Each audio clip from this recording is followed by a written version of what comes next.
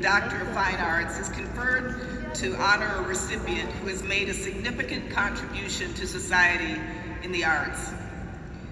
The arts impact society not just as a form of entertainment, but also as a vehicle for activism, education, community building, inspiration, and more.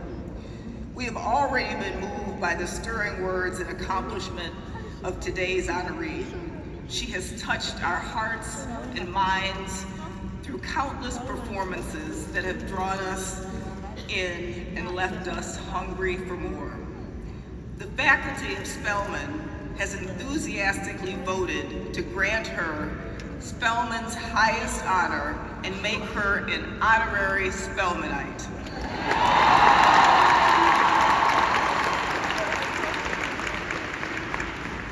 President Gayle, upon the recommendation of the faculty and the vote of the Board of Trustees of Spelman College, I have the pleasure of presenting to you Ms. Angela Bassett, candidate for the honorary degree Doctor of Fine Arts.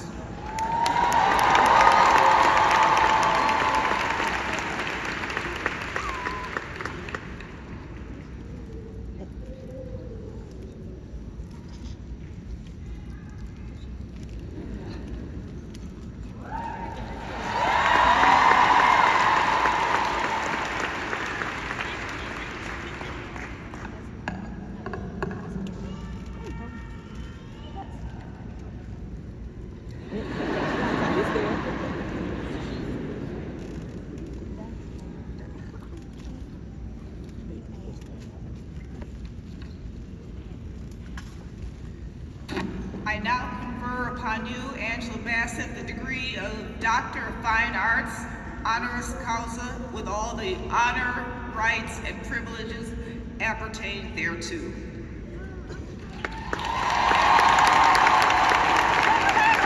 Congratulations, Dr. Bassett. Welcome to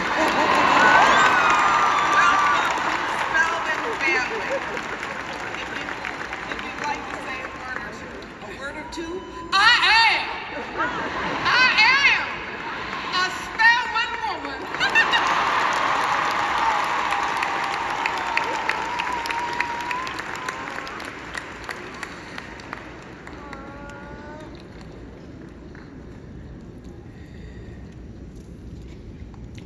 The honorary degree Doctor of Laws is testament to a person's dedication and impact on the legal landscape.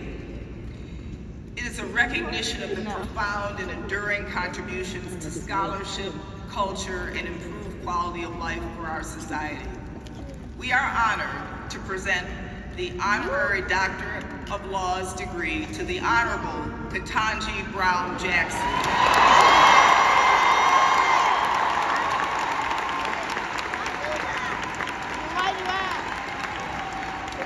Our faculty and Board of Trustees voted unanimously to bestow Spelman's highest honor upon Justice Brown-Jackson, whose life and legacy are deeply aligned with Spelman's founding mission and the exemplar of our tagline, a choice to change the world.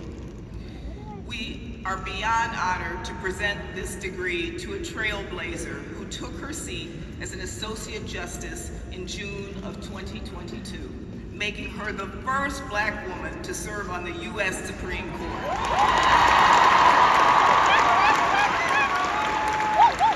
Honorable Justice Brown-Jackson was born in Washington, D.C. and raised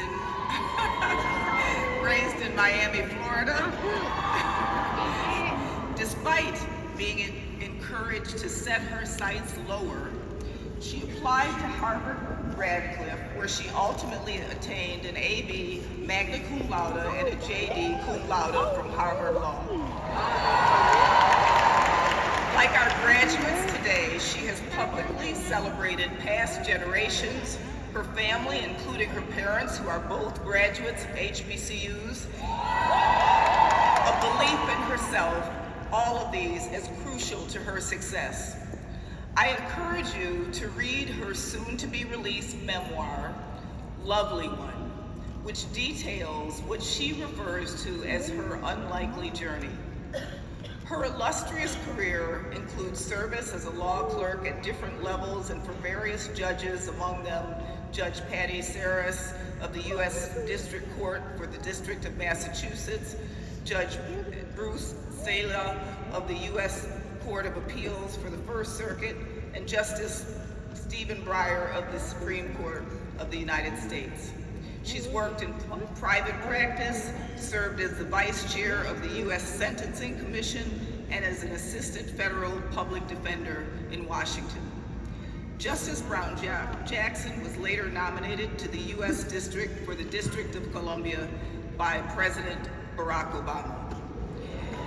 She was also appointed to the U.S. Court of Appeals before being nominated by President Joe Biden as an Associate Justice of the Supreme Court for her extraordinary character, independent-mindedness, and uncompromising integrity. In her acceptance speech upon confirmation, she said, "I am also ever buoyed by the leadership of the generations past who helped to light the way. Dr. Martin Luther King, Justice Thurgood Marshall, and my personal heroine, Judge Constance Baker Motley. They and so many others did the heavy lifting that made this day possible. Justice Jackson, we thank you for continuing to light the way for this generation of women who will also take up the mantle of justice, each in her own way, and continue to build a nation that honors its ideals of democracy and liberty and justice for all. We are deeply grateful to have you with us today to accept our highest honor and officially join the Spelman College family."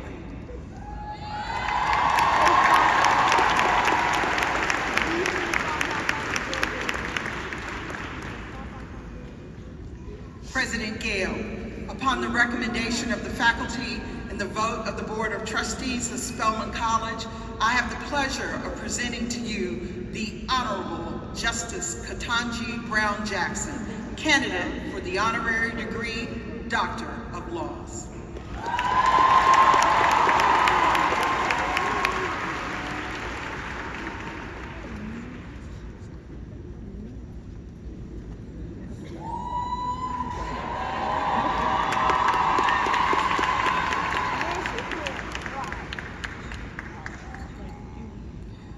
I now confer upon you, Justice Ketanji Brown-Jackson, the degree of Doctor of Laws, honoris causa, with all the honor, rights, and privilege appertaining thereto.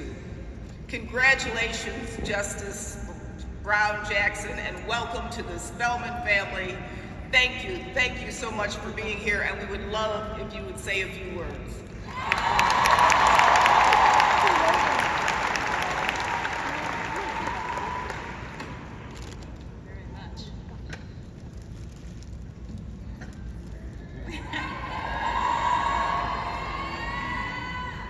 Thank you so much. I am very honored by this wonderful recognition. Thank you to President Gayle, the Board of Trustees, the faculty and staff at Spelman College, and every student who played a role in selecting me for this honorary degree. Before a few days ago, I had not intended to say anything at this event, but President Gayle invited me to do so, and it occurred to me that I would want to say something after being honored in this way. And witnessing today's glorious festivities, including that magnificent keynote speech. I knew I would want to say thank you and also give the 505 amazing, wonderful, intelligent, dedicated, hardworking, kind, caring, and beautiful young ladies from the Spelman class of 2024 and their families a few words of praise and hopefully encouragement. I want you to know that I see you, I hear you, I remember being you, graduating not too long ago, and I'm with you now to let you know how proud of you I am. In a few moments, you will receive your degree and you will have accomplished something truly special. Something that not everybody gets to achieve in their lifetime. You've worked hard, you've learned a great deal, and from now on, you'll have an educational credential that will continue to open doors for you, paving the way to a brighter future. Now, I know that you've made a lot of sacrifices, and they haven't been easy, but I'm here to tell you they are well worth it in the long run. You are now well prepared. You are now well trained. You can take on any future challenge and succeed if you stick with it and put your mind to it. As I said, I wasn't really prepared to give a speech, but my quick message to you is this. When you face adversity from this day forward, and you will, persevere. There's no turning back now. There's no need to, because you do have everything you need to forge ahead. Just remember, I did it, and if I can do it, you can do it too. 2 years ago, I faced a challenge that some of you might remember.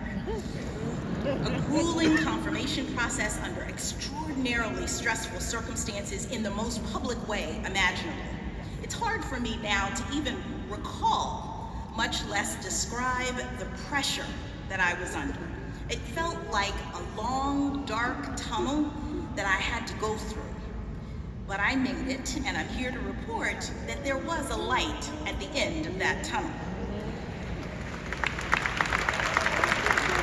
I got the first glimpse of that when Senator Cory Booker used his time during my hearing not to ask me any questions, but to lift me up.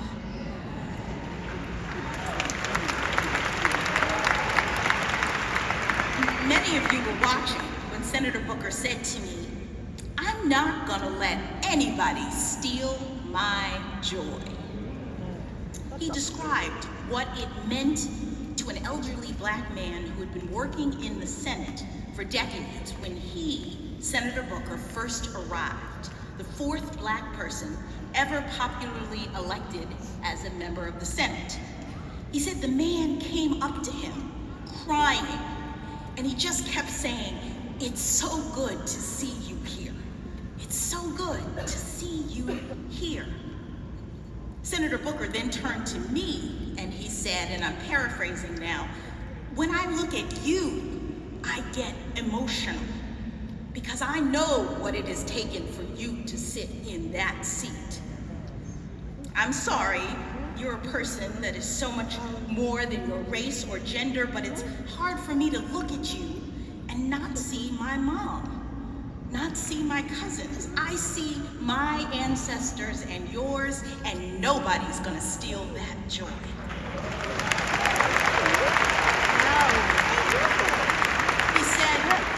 He said, "You've earned this spot. You are worthy.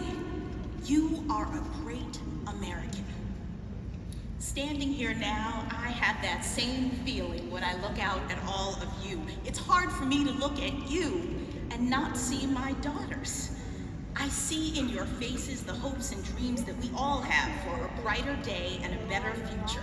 Class of 2024, you have earned your degrees. You are worthy. You are great Americans. And as Spelman graduates, you are now part of a proud tradition of educated women who can and will do great things in this world. This is a joyous day. Before I take my seat, I want to leave you with a poem that I discovered recently and I thought would be most fitting for this occasion. This poem celebrates each of you as a young woman, a daughter, who might well go on to be a mother of daughters as I am. It is about the capacity of women to influence their circumstances, to change their families and communities and ultimately the world, if given a chance and encouraged to do so. Your families have done the crucial work of supporting and encouraging you. And so this poem is an homage to them as well for helping to produce you and sharing you with all of us, which brings hope for a better tomorrow. The poem is called If You Raise Free Daughters by Leslie Honorary. If you raise free daughters, they will be the keys that unlock your shackles. They will teach you how to live without ceilings. They will show you that the space between dreams and reality is just a beautiful leap. If you raise free daughters, they will teach you to unlearn, unprogram, unpack everything you know about being a woman, about loving, about trusting. You will speak to yourself differently so that you can speak to her differently. You will love yourself differently so that she can love herself infinitely. If you raise free daughters, they will fly far and high, and you will hold your breath, bite your tongue, fight the urge to keep them close. If you raise free daughters, your throat will be tight as they take flight into the Milky Way. If you raise free daughters, they will correct you, and you will be humbled because they will be right. If you raise free daughters, they will grow into free women, and they will never understand what it feels like to make yourself smaller to be loved, dim your light to be accepted, be silent to be safe. They will lead, and you will follow. Because if you raise free daughters, they will break generations of long lies that you are limited, less than, incapable, unelectable, unfit. They will never know a limitation. They will forge new paths, trailblazers, fighters, winners. Hope will not be a mustard seed. It will be a battle cry, a victory. They will breathe courage and never leave a sister behind. If you raise free daughters, they will free you and then free the world.